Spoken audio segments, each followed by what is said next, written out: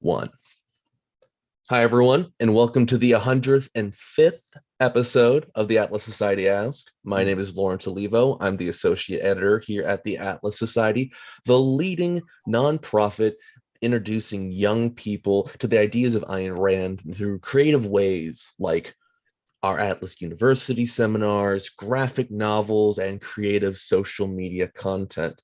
Today, we are joined by the Atlas Society Senior Scholar and Philosopher, Dr. Stephen Hicks, and the Atlas Society Senior Fellow and Objectivist writer, Robert Tracinski. Today, they'll be discussing art and didacticism in art education, along with providing an objectivist perspective on the Buffalo Shooter Manifesto.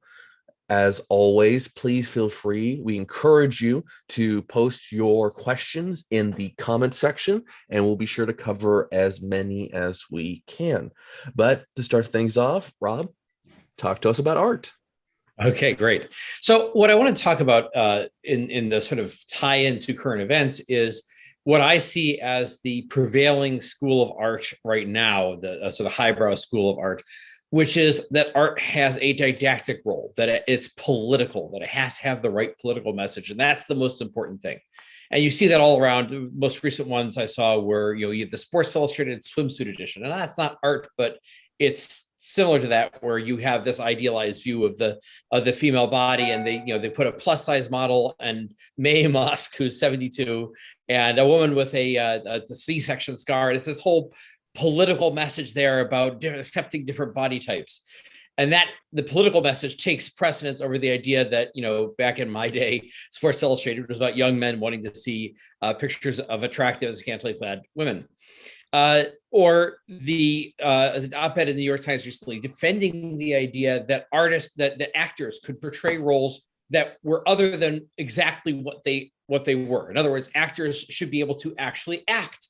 But instead, there's a viewpoint that no, if you're acting, you have to. If the character you're playing is gay, you have to be gay. If the character you're playing is a certain racial or ethnic background, you have to be that exact shade of racial or ethnic background. And it's this idea that everything has to be judged by the standard of politics, which seems a really artificial and limiting and, like I said, a very didactic approach to take to art. Now, that raises a lot of questions, though, about what is art, what does it do for us, what is it we're looking for in art, and where does a political message or political overtones or a larger message, where does that fit into what we're looking for from art? So, and I think that's especially true for objectivists, for advocates of Ayn Rand's ideas, that she popularized her philosophy, and including her political philosophy, by dramatizing it in works of fiction. So, there were definitely political themes in Ayn Rand's novels, but what's the difference between that and didacticism in art? So I wanted to go, we're talking about art, we got to have images. So I'm going to do a quick screen share here, and I'm going to take you through some examples here. Now, in explaining the role of art and what art does for us, I wanted to start with the Renaissance, a theme that emerged out of the Renaissance in Florence. Now, every culture needs some sort of image of what human life is like, what mankind himself is like, what man himself is capable of, some image to sum up what's possible to them in life. And in Florence in the 1400s, at the dawn of the Renaissance, one of the images that they used frequently was David, from the story of David and Goliath. This small, scrappy shepherd boy who takes on this giant and defeats him using a sling. And it's just the same way we use David and Goliath today. The idea of the scrappy underdog taking on more powerful rivals, overcoming the odds, and succeeding. And that's how the Florentines viewed themselves. So they identified with David in the story of David and Goliath. And so they did a whole series of sculptures on the theme of the character of David from this story. So the first one I want to show you is from Donatello, circa around about 1450. And so you notice this, you have the elements of the story of David. At the bottom of by David's feet, there is this giant head, the head of Goliath after he's been defeated. And he's carrying this giant sword that he's just used to chop off Goliath's head. But notice how big the sword is, how clunky, sort of how oversized it is for him. And notice that David here, he's got this sort of hat that's supposed to show him as a shepherd boy, in at least the Renaissance vision of what the kind of hat a shepherd would wear. And he has this very confident pose with his hand cocked on his hips, but the musculature is very undeveloped. He has basically the physique of about a 9 or 10-year-old boy. He looks relatively small, and that's emphasizing the smallness of David relative to Goliath. Well, about 25 years later, circa 1475, you get this version from Verrocchio. And you'll see David's undergone a little development here. He's got a more defined musculature, similar pose, the hand on the hip, and the head at the feet, but he has a more defined musculature. You can see his abdominals. You can see the defined muscles of the arms. If you were to guess, how old he was, you probably say more, not 9 or 10, but more like 12 or 14. And then about 25 years later, in the first couple of years of the 1500s, like 1501 to 1505, somewhere in there, Michelangelo creates the most famous version of the David, which is this one. Now, if you were to guess how old is David in this one, you'd have to say, well, he's like 18. He's fully grown. He's strongly built.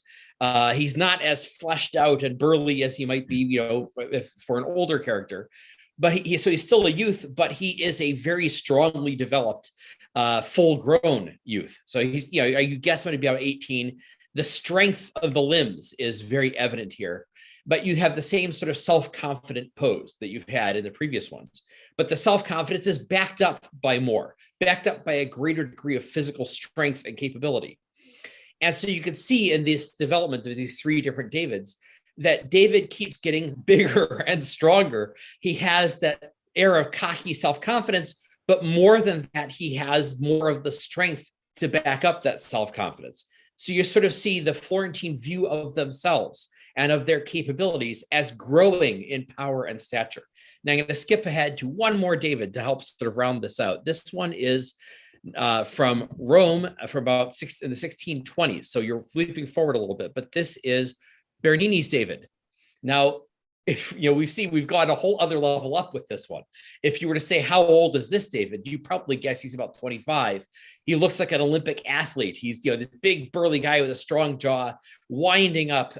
What you don't see in this image is that the amazing thing about this particular sculpture is it's very interesting from all different sides. You go all the different sides, you see different aspects of it because he has this incredible twisting motion that he's doing. But you see him winding up to let go with the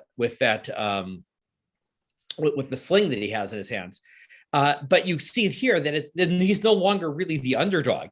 David has become the Goliath. He's a big strapping lad. And when he's winding up with that sling, that he's going to put a hurt on somebody with that. All right. So I'm going to put all 4 images side by side. So I think this is a really interesting way to look at it. So you see that this is over a period of about 150 years. Well, maybe a little more, just a little more than 150 years. And you see this development from, David as this young boy with a fairly undeveloped musculature, and David getting bigger and stronger and more capable and becoming, really becoming himself the Goliath at the end. And I think this is a great way to talk about the role of art, because what you see reflected in here, reflected and to some extent anticipated in these works of art, is the changing view of human potential among the Renaissance humanists. That they're coming with, at first David's small and weak, and you could see in this one on the far left, the one from Donatello, you could see that in the original story, the idea is it's only with the power of God that he could possibly have defeated this giant Goliath. But by the end, you're like, well, Goliath doesn't stand a chance, right? He doesn't need God. He's powerful on his own. So you see this sort of growing sense of the power and efficacy of man. And that goes along, of course, with the Renaissance, basically, that this revival of knowledge, this revival of learning. They're building the biggest domes and the biggest cathedrals, and they are reconstructing and then surpassing the achievements they've rediscovered from the classical world.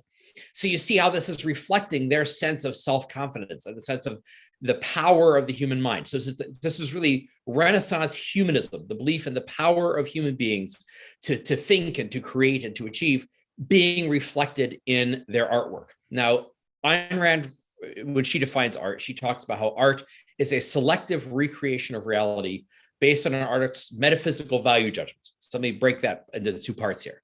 You can see how there's a selective recreation of reality, that the artist has a choice in how he portrays David. What stance is he in? How big is he? How defined are his muscles? How old is he? How, what pose is he in? He has all these choices that you see being reflected in these different versions of David.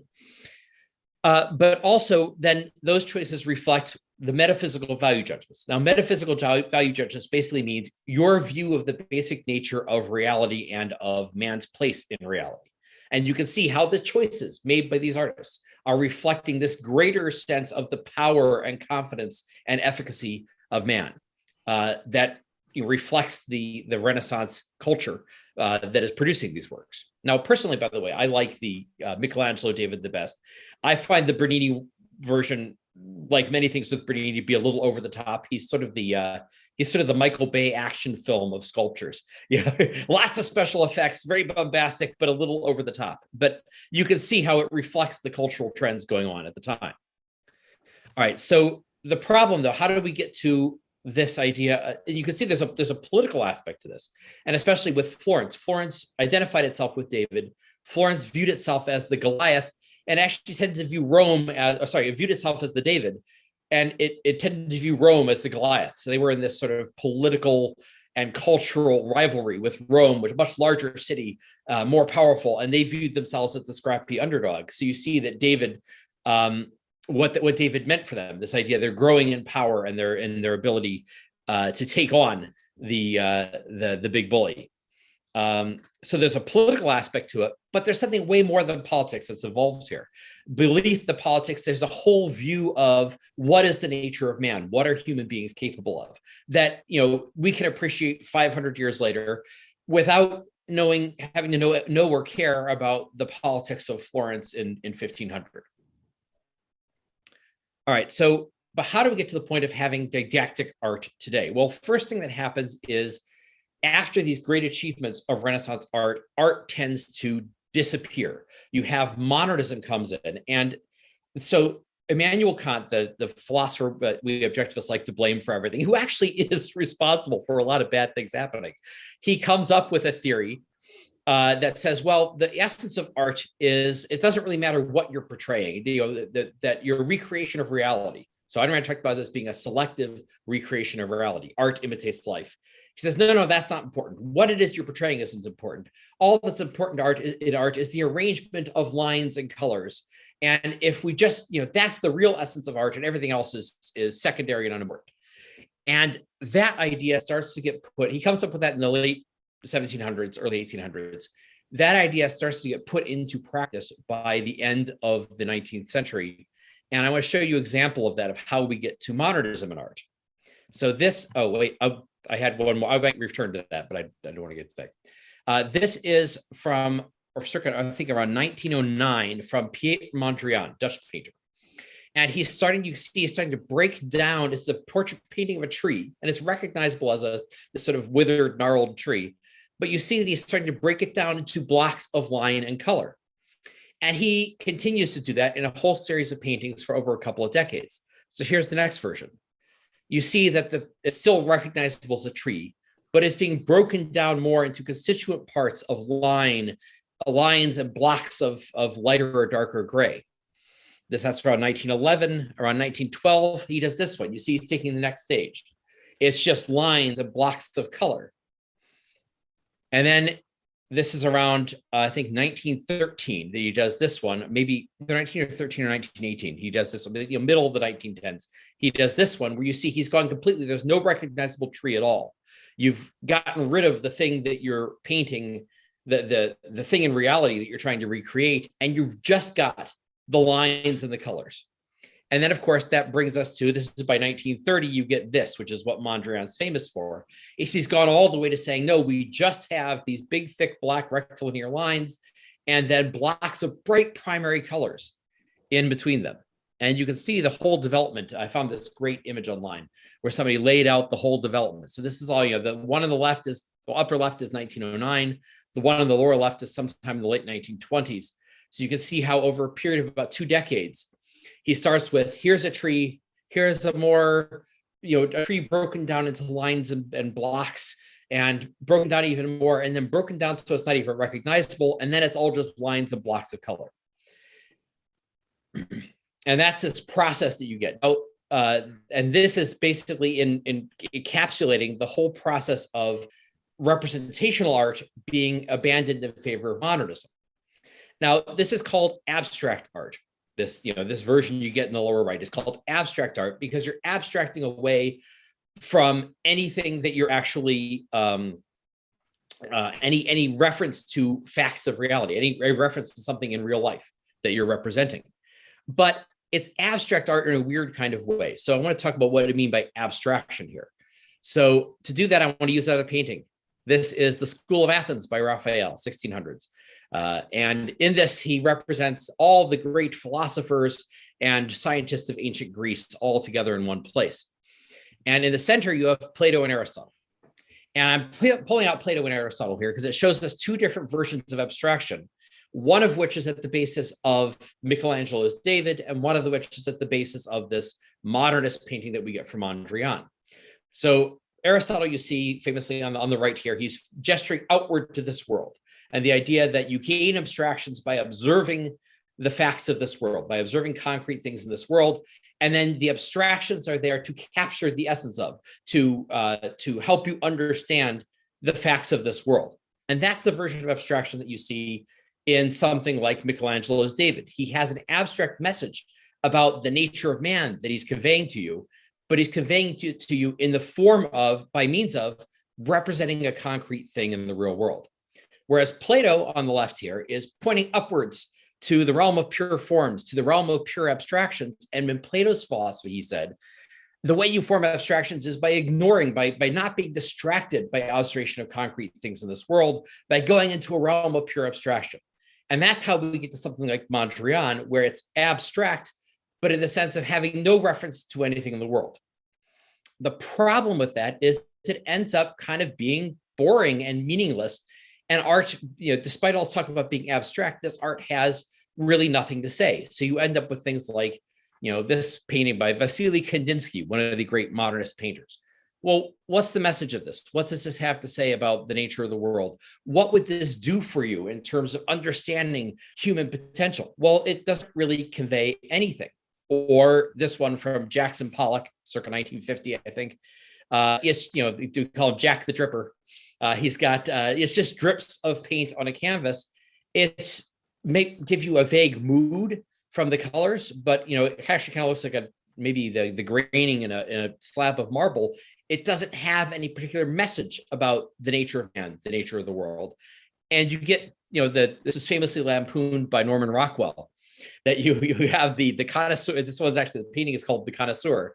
You have the art enthusiast up there standing, looking at this thing, trying to get something out of it, but there's really nothing to be gotten out of it. So this, I think, sets the stage for the new thing I see emerging, is that sort of this abstract modernism is sort of fading in the art world. And they've realized they needed something that was more meaningful, something that had a message that can actually engage people. So they said, well, let's rely on politics. Let's go to politics as giving our meaning. And so you get something like this. So this is the made a stir a few years back. It was actually a marketing ploy for a hedge fund, but this was the fearless girl. This girl with her hands on her hips, facing down the charging bull that's supposed to represent Wall Street. And the interesting thing about this one is this was actually just a garden sculpture. The sculptor who created this did not create it for this environment, should not create it to be put in this place. It was just a sort of a, frankly, sort of mid-level garden sculpture that didn't have any particular meaning. The only meaning given to this is the only meaning that was given to this sculpture was its placement with reference to another sculpture that made it into a political statement. And so this is arguably one of the most famous works of sculpture that people would recognize in the last 10, 20 years. But people only recognize it. People only see it as having meaning because it has a political statement attached to it. And another version of this, so I want to show, this is another painter who's become famous. So this painting is from late 18th century, early 19th century painter Jacques-Louis David, French painter, neoclassical in his style, and did this famous painting of Napoleon crossing the Alps on his horse, gesturing for his troops to go forward. A bit propagandistic for the Napoleon regime, but this great heroic portrayal of Napoleon as the hero leading his troops on to cross the Alps. And more recently, there's a painter called Kehinde Wiley, who has become famous for doing a style that takes these old paintings and redoes them with a political gloss to it. So here's his version. And you see that this is, it's Napoleon crossing the Alps. It's the exact same painting reproduced, but with a contemporary African-American man wearing contemporary garb. If you could zoom closely in on that, you'll notice he's wearing Timberland boots and a camouflage jacket, and he's got sort of sweatbands around his wrists. So it's the idea of a contemporary, an African-American man in contemporary casual garb put into the place of the old masters. So you get this sense that, again, the meaning of the piece, in terms of this piece having its own separate meaning, it's entirely derivative on the original piece by David. It doesn't really have its own message. Its only message is one of a political message. The idea of, oh, we're going to replace the old masters with this, with new contemporary people in order to create a political message about how the old masters are stodgy and we need to the old palette of characters they gave us is too limiting and we need to have a new racial politics dimension to this. All right, so that's what I see as happening in the didacticism of art, is that the political message of the art, having the right political message, is seen as more important than what it has to say on a deeper level about the nature of man. So the thing is that, as I pointed out with the Florentine sculptures of David, there was a political overtone to it about this rivalry between Florence and Rome. But that political overtone was on top of something much more fundamental about the nature of man himself that gave you a deeper message that caused these things to last for 500 years outside of the initial political context in which they were developed. And I think that is the key issue when it comes to the art having a political theme or a political message, that it can have a political theme or a political message, but it can't have only a political theme or political message. It cannot be only about the politics of its own time. It also has to have a deeper message about, what is the potential for human beings in this world? What kind of things, what kind of people are we, and what kind of world do we live, and what's possible to us? That has to be the fundamental on which everything else is built. So, Stephen, I don't know if you want to have things you want to add on that question. Okay, good. No, that was a fascinating tour. I'm intrigued by this topic for many years of didactic art, but I've never sat down and written anything about it just because I really dislike didactic art, and so I can't make myself do the homework necessary to study enough of it to come up with a rich theory. But what I did want to just add, and this is going to be echoing some of your points, is my hypothesis about what didactic art is and why it doesn't work, except perhaps in the short term for ideological reasons, possibly political reasons as well.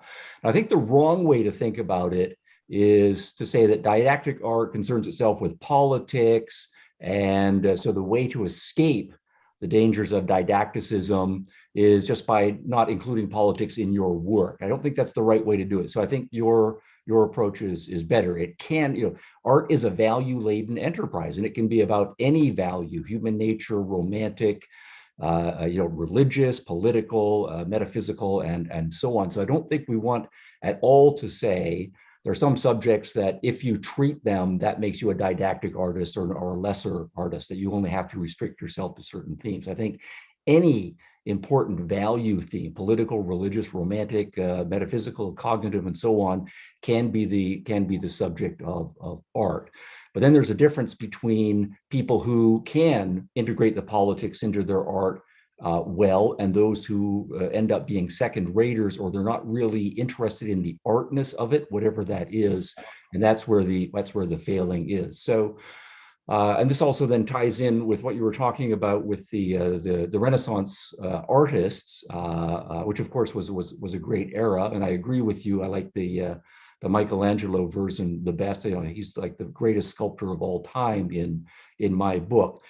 But I think art exists on a spectrum. There's both a cognitive spectrum and an emotional spectrum about how it engages with us human beings, since we are extraordinarily complicated psychological beings. And, you know, art has physiological components as well, but primarily it's driven by psychological value. So the spectrum, I think of it as, you know, in philosophy, we are dealing with very abstract, very general principles, and I can write a treatise on some very general points philosophically about the nature of human beings and values and ontology and so on. And I might, if I'm a good philosopher, give lots of examples to illustrate those general points. But the point is that philosophy occupies a very general, abstract part of the spectrum, and it pushes our cognitive buttons at that high abstract level very hard. Journalism is at the other end of the same spectrum. We engage with journalism cognitively, we can engage with journalism emotionally, we get worked up by news stories. But what's going on in journalism is not about the general, but about the particular, not about the abstract, but about the concrete. So it's this particular event happened with these particular people at this particular time. And there's not in the journalism as journalism an emphasis on what is the broader meaning of this. That's where the analysts and historians and philosophers will start to generalize it. So what we then have is two very valuable things to us, philosophy and journalism, but they're maxing out opposite ends of the abstractness to particularity, generality to concreteness spectrum.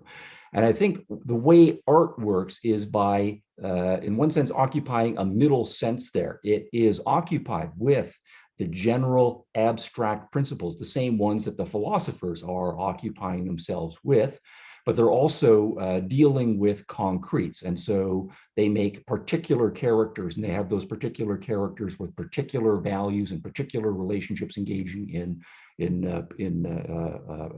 particular contexts. I think that's largely why art has the power that it does. You know, so when we read journalism, at the same time, we also are, as human beings, want to know what's the broader significance of this. And that points us in a more general direction. At the same time, when we are reading philosophy, we're interested in the general abstract principles, but we're also finding ourselves saying, well, what does this mean in particular? What does this mean in action? And art is a uniquely powerful vehicle for integrating those two. So to come back to didacticism, just to say a couple of things, I think where didacticism goes wrong is not about being about politics, but being about politics too crudely. Or it also, of course, didactic art can be religious, it can be philosophical. You know, there's lots of bad, you know, say the libertarian, objectivist, you know, literature and music, just as there's lots of bad religious literature and music and so on, just as there's lots of bad political literature, music, and so on. But what's going on with didacticism is that it really is philosophy pretending to be art. The didactic writer or the didactic visual artist has a very general political message, religious message, sometimes even a philosophical message. And that's what the person really cares about as an artist. Now, they are enough of an artist to recognize that art has some power. And so what they then will do is they will take their very general points, political points or whatever it is that they want, and just kind of put window dressing around them. And so it's a kind of fake seduction that they are getting into. And this is the thing that is the big turnoff. We get the sense that the artist isn't really interested in the characters, isn't really interested in the plot. They just want to hammer home a particular ideological point that they have. So the analogy I always think of here is kind of to dating and romance and sex. This is the one at least that works for me. So you go with the stereotypical guy, who, when he's approaching a woman, he really just wants one thing, and so he wants to have sex. Now, that's his value agenda. That's a perfectly fine value agenda to have. But if that's the only thing you're interested in with respect to the woman, then when a woman realizes that, she's going to be turned off for the most part by the context. She will recognize, oh, he is going through all of these window dressing things. He's calling me up, sending flowers, saying nice things, right, and so on. But that's all, so to speak, window dressing for this real agenda. He's not interested in me as a whole person, as a real human being, as a full human being. And I think that gets to what Rob was suggesting as well. When we are doing art, it can't just be that you have a particular value point abstractly that you want to hammer home. You actually have to be interested in the whole character, the whole plot, the whole theme. It has to be the whole package. So didacticism is a failing in that way. Now, do I have one more minute, Lawrence? Is that all right? Or do you want to cut me off?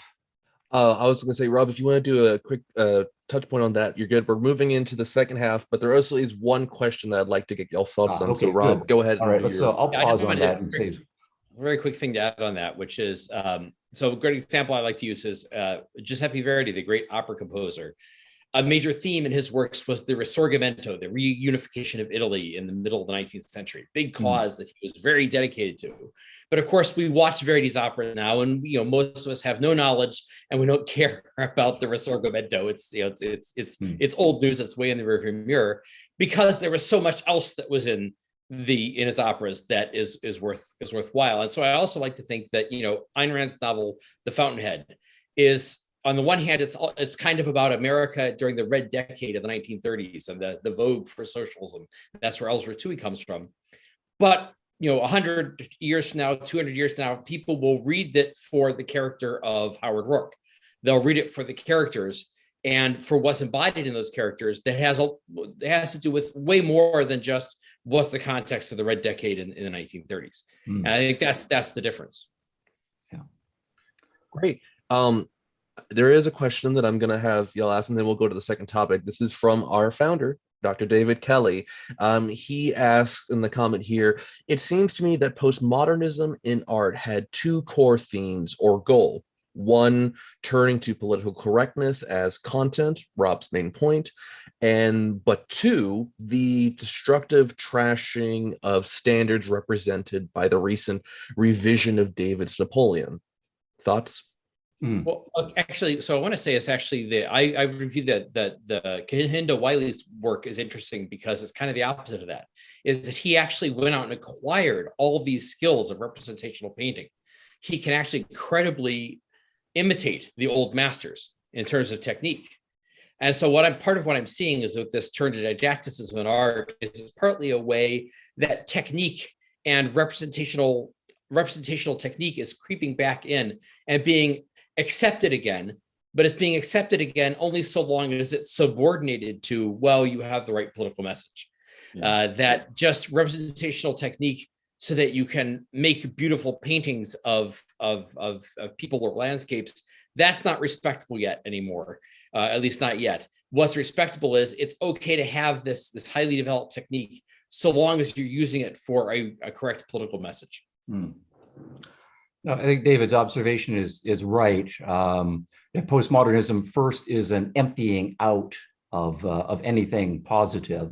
But I do think a lot of the postmoderns, both philosophically and in the art world, they weren't even necessarily political people at all. They were nihilists or tending toward nihilists, and so it was a much deeper emptying out. Kind of everything is a void, rather than just politics, right, being a void. So I do think then that there were a second generation of people who, once everything was hollowed out, and partly that just became boring, but also then you have people who are attracted to art and they still want to say something, but all positive, genuine, great values have been hollowed out in their education and in their training. So all they're left with are whatever the vogue values are of the day. And if that happens to be politically correct values, then they're going to get some more traction. Right. Nature abhors a vacuum. Yeah. And when you empty everything out and hollow it out of meaning, then people will go searching around for something to put in there. I did want to say one more kind of optimistic point, that there is a great resurgence of representational art. I mean, there is all of the grotesqueness where quasi-postmodernists say we have to use representational techniques because we need to have some content, but we'll use it toward negative ends. But at the same time, completely independent of that, there's a huge grassroots all over the world set of movements, and there's a lot of great stuff that's being done. Okay, so with that, we're cutting into the other time. So like I said, Stephen, you're free to start on the topic of the Buffalo Shooters Manifesto. Yeah, okay, so let's enter into some dark territory here, unfortunately. Obviously, we have in this country a pathology of shooters who go out and kill lots of people. So I knew nothing about this individual, a week ago, but then obviously he's all over the news, and I found myself dipping into it. And it's the standard question, what is going on with this fellow here? So apparently, I learned he wrote a 180-page manifesto. Just pause on that for a moment. 180 pages of writing, and he published it prior to the shooting on Google Docs and made it publicly available. Much of it has been taken down, but there are various places online, and I found about 10% of it, and I got some screen captures. Now, I don't know exactly how authentic, right, all of this is, but my sense is that it is. But I did first want to just put up this image of the 10 people he killed, actual individual human beings living their life, and and now they're gone, and it's just awful. There are 3 other people who were shot and injured, but these are the 10 people who were killed. So where's this guy coming from? It's the standard question, what explains this individual? So what I want to do is just go through a few things that I have excerpted from the manifesto. This is the very first thing in the manifesto, the preamble. And then I've, with my excellent underlining skills, highlighted a few things here.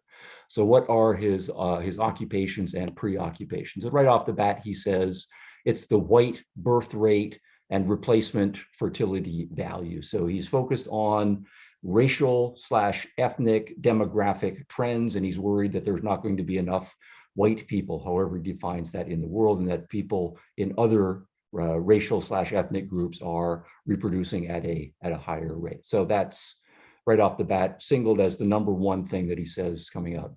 He says some things about himself, birth date, and so on. He's 18 years old, so legally adult.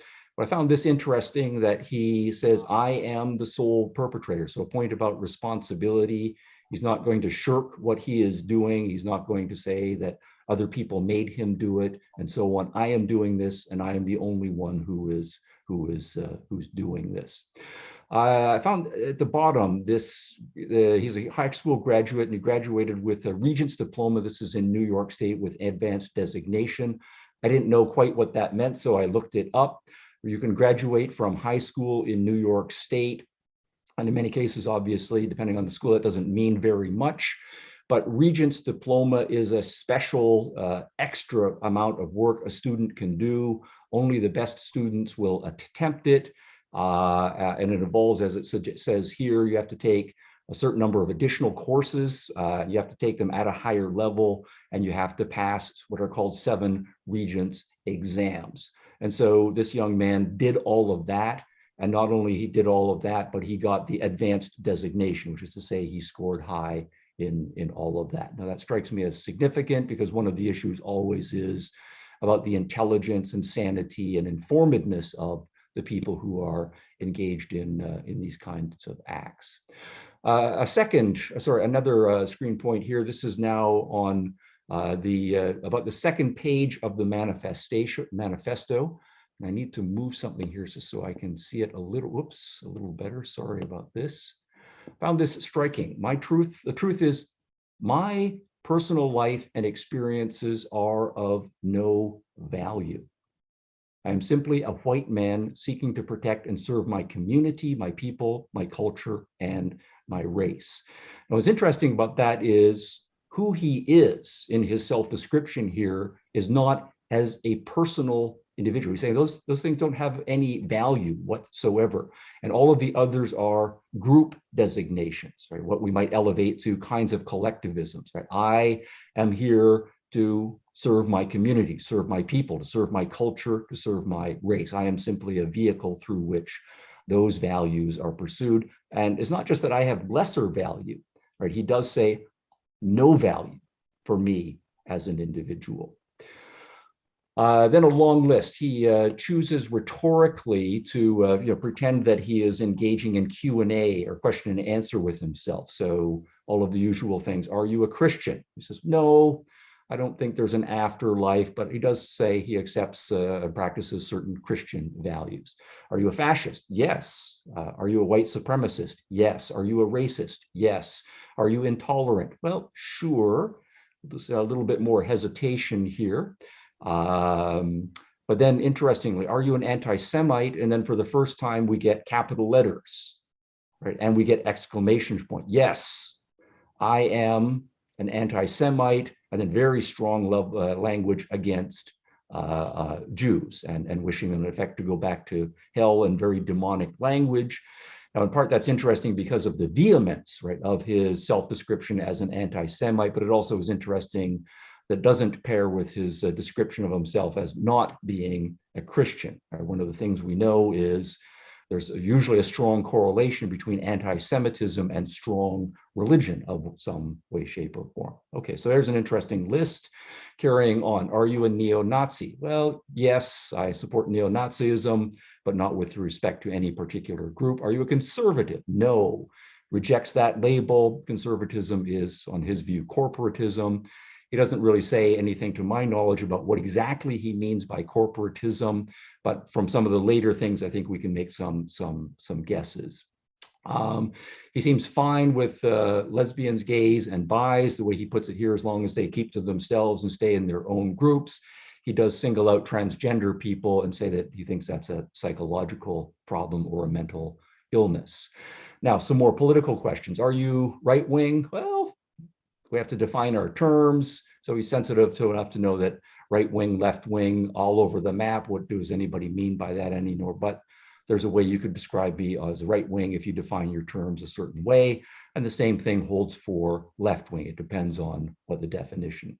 Same thing for, are you a socialist? And again, it depends on the definition. So he is open to those designations, but smart enough to recognize we need to define the terms. This one I found interesting. This one is many pages into you. How did it affect, did you become the person that you are? Are you, so to speak, socially conditioned by media, video games, music, literature, right, and so on? And he explicitly says, no, right? Only the truth caused me to seek violence. So what he's indicating here is that he's thinking, he's reading, he's evaluating, he's just not absorbing whatever happens to be in media, social media, video games, and so on, and becoming an avatar for whatever is presented there. Did you always hold these views? And this is interesting. When I was 12, I was deep into communist ideology. Okay, now this is a very striking 12-year-old, right? At least in my experience. I was not deep into any ideology when I was 12 years old, but he was. Talk to anyone from my old high school, you will hear that. So already reading deeply, and he knows what these terms mean. But then he says, ages 15 to 18, essentially high school years, he moved, and he moved farther to the right. Now, how much farther to the right did he go? Well, then he says, now on the political compass, I fall into the mild, moderate, authoritarian left category. So if, however, we're constructing the spectrum, we've got far left and communism is there, and then whatever far right is, he has moved to the right, but he still sees himself as somewhere, I would guess, in around here. Still on the left and still on the authoritarian left, but mildly to moderately. And then he says he prefers the label populist, whatever that's going to mean. Why don't you care so Europe so much? And then just blah, blah, blah. So this is not purely ideological in one sense, but it's cultural, it's ethnic, and he's identifying as a kind of European and says America is in effect a European offshoot. But then he goes through culture, language, political beliefs, philosophical beliefs, identity, all of those things are European. But then also interestingly, most importantly, right, my blood is European. So it's a more biological phenomenon. The more ideological, philosophical is important, but of lesser importance. So this is a more biologically driven ideology at work here. What are your views? And then he says, well, as before, I would prefer to call myself a populist, but, and then we have some long hyphenated hybrid things. You can call me an ethno-nationalist. He's fine with that. You can call me an eco-fascist national socialist if you want. Right? I wouldn't disagree with you. So he's going to accept all of those labels. What about immigrants and capitalists? To say, why do you blame immigrants and not capitalists? So he clearly does think immigration is a problem. Immigrants, from his perspective, if they're not coming from Europe, anywhere else in the world, against all of that. So both are the problem. What's interesting here is that he's adding the capitalist as a problem. So he is anti-capitalist as well. Both of them are a problem. So we have to get rid of the immigrants. We have to get rid of the capitalists as well. And then he is just making a scarce resources point at the end. Both have to be addressed. I'm simply attacking one at a time. And apparently he's going to be focusing on immigrants and people who are in the wrong racial group. So those are my extracts from the things that were available to me online. And what I've got here is a summary list. Youthfully, he was a communist. He was a national socialist, fascist, racist, anti-Semite, anti-immigration, anti-capitalism, and anti-individualism. Now, in ideological terms, if we take this straight, I think this makes him a straight up fascist or national socialist of the 1920s or 1930s. And so if we take this document seriously, then he strikes me as being exactly like intelligent young people back in the 1920s in Italy and Germany who were true believers in certain kinds of collectivism. The fascist one, the national socialist one, he accepts that label. Interestingly, he does say that he was, in his youth, he was a communist. And so in that sense, he is retracing the same steps that Mussolini, for example, retraced, who was a communist as a young man and well into his adulthood, but then shifted to the so-called right and became a fascist. Or someone like Joseph Goebbels, who was also deeply into communist literature, but ended up, as we know, being a national socialist. So there is, of course, the question, this is a manifesto. Manifestos sometimes are meaningless, sometimes they are meaningful. So the question would be, how seriously should we take this particular manifesto? These are the 4 questions I ask myself with respect. Obviously, people can be sane and write manifestos, or they can be the crazy ravings of someone who has lost touch from reality. It can be an intelligent work, or it can be an unintelligent work. Right? It can be genuine, it can be sincere, or it can just be a rationalization for something that's held on other grounds. And of course, it can be something that the person came up with on his own, and that it is his product, or of course, it can be that he's just channeling or mirroring whatever he's picking up in the zeitgeist and trying to fit into a certain crowd. I think this is an open question. My sense from what I have read so far, and this is very tentative, very partial, I don't know this guy at all, and this is just 1 week, but my reading is this guy is sane. He's obviously extremely intelligent. I think he means it.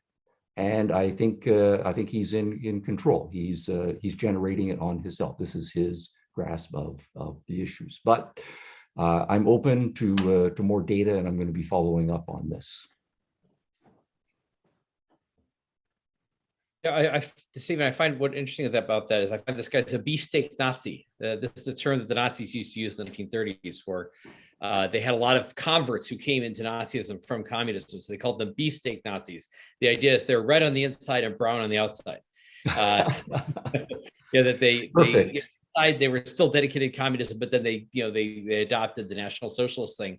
And I think one of the big messages here is how we usually grow up with the state how Nazis and communists, complete opposites.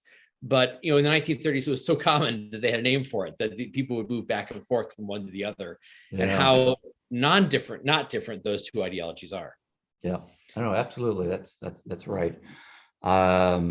Yes, and the way we always phrase it is they are all forms of collectivism. They are anti-individualistic, anti-capitalistic, all to their core. And so it's just a debate over which collective you are going to subsume your identity into. Yeah, that's what I find is interesting. He says, I'd be okay with workers owning the means of production, but it depends on who currently owns the state. So it's really, this is classic Nazism, that it's not about, they weren't really against nationalization. They weren't against totalitarian state control. They just wanted to make sure that the right ethnic group, the right racial and ethnic group controls the state. And as long as the right racial and ethnic group controls it, that's okay to do all the things the communists are doing. Yeah. But I want to address your question about, how seriously do you take these manifestos? Because I think it is absolutely true that oftentimes you have a certain psychology involved here, that these are people who are disaffected. He's bright or considers himself to be intelligent, but then considers himself not to be rewarded or embraced by the world, and to be alienated from the world. And he's lashing out. The person clearly, to some extent, is psychologically unhinged and disturbed, or else he wouldn't go out and shoot people. But I think it's an interesting question. So, we saw this with the Unabomber. He had a manifesto, and it was also clearly somebody who had deep mental problems going back decades. So I think it's kind of, to what extent I think that you can ask that question of, to what extent is this person acting on a disturbed psychology and just looking for rationalizations? But then the questions would be, why is it that he found rationalizations here? That's right. Why is it that this ideology is what gave him, if he was looking for an excuse to kill people, why is it that this ideology gave him the rationalizations to do it? And I think that's interesting, because I think you're not going to necessarily, classical liberalism is not going to give you this license to go shoot people in the middle of a supermarket or something like that. So the fact that you have this anti-individualist ideology, and he says, my personal life is of no value, only the race. That's Hitler saying, "Du bist nicht dein Volk ist alles." You are nothing. That your people, your race is everything. And that racial collectivism and the idea that the individual is of no value, that is a crucial thing that we know historically, time and time again, has been the idea that gives people a license to kill. If you have an angry, disturbed, rejected artist from Vienna who's itching to kill people to get revenge for not being recognized in life, which is basically Adolf Hitler. It's the collectivist ideology that says the individual is worthless and only the collective is everything. It gives him that license to kill that he's looking for. So in a certain sense, I think we can say, on the one hand, yes, he's psychologically disturbed, but there's also this ideology that helps encourage that and foster that and give him the excuse to do the things he wants to do. Yeah, that's interesting. I think there might be a third factor, which is perhaps a slightly more accidental factor, because suppose we take that line of development. You start off with someone who is basically disturbed, alienated, self-loathing enough, and just wants to kill. And so is looking for an excuse to kill. Then we say, well, there's actually lots of ideologies out there that would give you an excuse to kill. So there's a long history of people, communism. They latch on to communism, and communism gives them an excuse to go out and kill a large number of people. 15 to 20 years ago, with the war on terrorism and politicized Islamism coming along, large number of disaffected people. Actually, I don't know how large the number was, but a significant number disaffected people from the West converting to Islam. And it seems like precisely that they are looking for an excuse to go out and kill certain sorts of people. And then we have the racist, nationalist, Nazi version of this as well. So it could then be that there are all of these ideologies out there. If we kind of imagine a supermarket of ideologies, all of which would, if you pick this one off the shelf, rationalize your desire to kill, and that's what you then take home. and you become that particular person. And that then would be partly a matter of accident. That kind of person, given what's being most prevalent in their culture, in the chat rooms, in the parts of the internet that they are hanging out or whatever, that they're most likely to lash onto. And then it's just going to be kind of a marketing game for those kinds of ideologies. Now, I think in this case, from what I've seen here, this fellow is not in that category because he's aware of communism and he's rejected pure communism. He's aware of Christian ideology and presumably some of the competitor religions, and he has rejected those ones. So I think the additional element has to be that he has looked at them and he's assessed them, and in some kind of processing, he has come to the view that this particular ideology is the best one or the truest one, because he does mention the word truth quite a few times. So I'll leave it at that. Yeah. No, I think there's something to the idea of the supermarket of ideologies, and you're picking the one that matches you.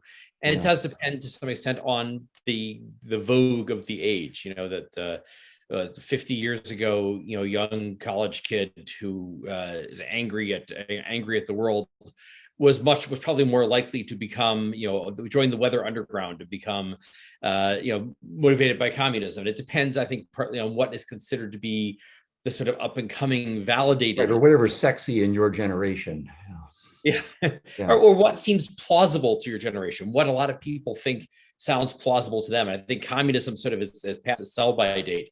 Environmentalism seems to be a definite strain. A lot of these guys who are considered right-wing also have this eco-fascist element to them, because environmentalism has this very strong, and it has such a strong anti-humanist aspect to it. Human beings are the problem. That I think it also has this enduring appeal to someone with that kind of psychology. Right. Okay. I see Lawrence there. Does that mean question time? Well, it's been a great conversation. I don't want to interrupt, but there is something that was brought up by a couple different questions that I kind of wanted to raise to the both of you to get your thoughts on, because it's rather interesting. Ogun Garvey on YouTube asks, a good bit of the manifesto, according to what he's read, appears to be copied and pasted from another manifesto by Brenton Tarrant, and I'm not familiar with the proof, but I guess this comes up with I think. Okay. Tarrant, 2019. Right. And I think it just goes into a bigger thing of copycats or social media or people just seeing things, and it's that question of what is there more to it? Is there more to it? Is it simply just their own beliefs, or is it they see this stuff happening and there's some sort of impetus for them to follow suit with these sort of copycat shooters, so to speak, that we see? Yeah. Well, beyond all, in each of these mass shooting events, there is, even ones that don't have a cause, their cause is they want attention to themselves. They want to be seen as significant. They want media coverage. They want attention to themselves. And so that's how you get the copycat element. They see, oh, well, somebody else did this and got lots of attention, so I will go do the same thing. And sometimes, in this case, I'd heard that some of it was copied. So in this case, I'm going to copy and paste parts of the other guy's manifesto and use that. And I think there is this element. So the interesting thing about this is that the connection between psychology and the ideology. That on the one hand, I think if you adopt this ideology, it will consist in an anti-individualist ideology. It will consistently take you in a murderous direction, because that is its actual implication. It is by virtue of being anti-individualist, it is in favor of the idea that individual life is worthless and should be sacrificed for the cause, whatever that cause happens, whatever version happens to be. So on the one hand, if you adopt the ideology, it will lead you to become a killer.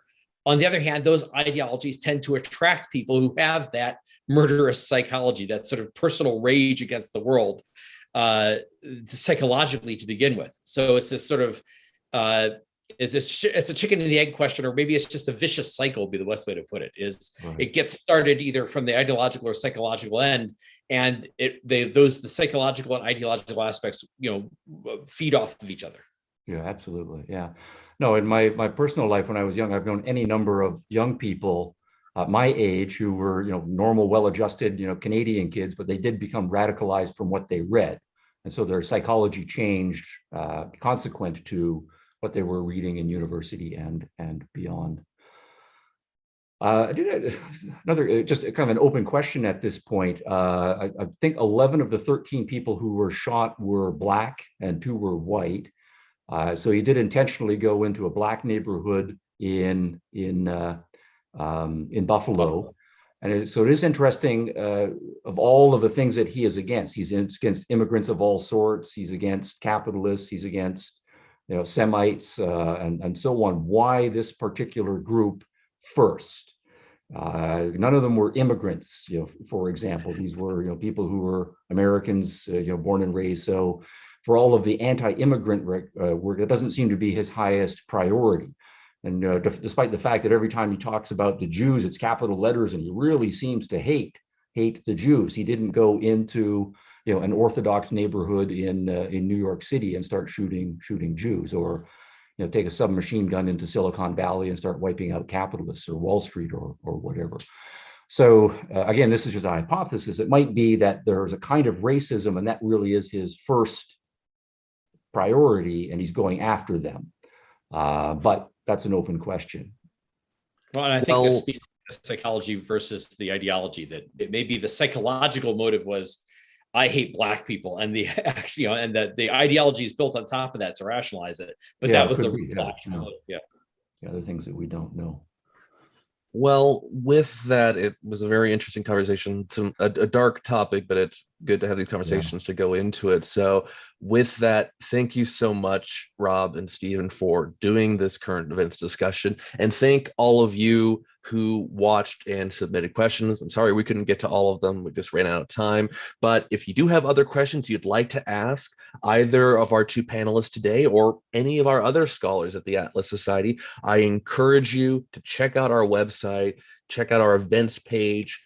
Stephen will be doing his next lecture on education's villains and heroes in 2 weeks. And then Rob will be doing a Ask Me Anything on Clubhouse next Tuesday. So I encourage you to look into those, check those out. And if you like what we're doing here at the Atlas Society, please consider a tax-deductible donation.